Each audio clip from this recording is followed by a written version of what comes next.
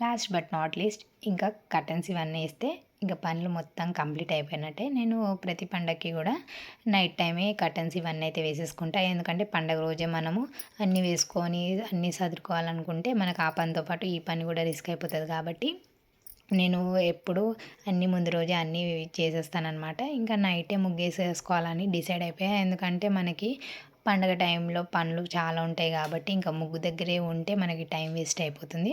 So ఇంకా నేను dinner అది చేసేసి ఇంకా నైట్ ముగ్గు అయితే స్టార్ట్ చేసేసా. ఇంకా ఈ 3 డేస్ నైటే వేసేద్దామని అయితే డిసైడ్ అయిపోయా అనమాట.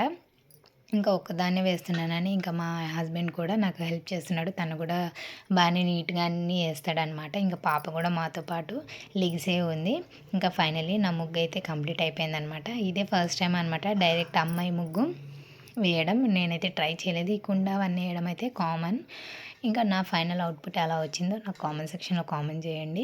ఇంకా మార్నింగ్ త్వరగా లెగాలి. చాలా అంటే చాలా పనులున్నాయి. చాలా పనులు పెండింగ్ అయిపోయిందనమాట. ఎందుకంటే ఈసారి కొద్దిగా లేట్‌గే అవుతుంది పనులన్నీ. కానీ ఎంత లేట్ అయినా ఇంకా మన పనులు మనం చేసేసుకోవాలి కాబట్టి నా ఫెస్టివల్ వీడియోస్ కంటిన్యూ చూడాలనుకుంటే నా ఛానల్‌కి సబ్స్క్రైబ్ చేసుకోండి.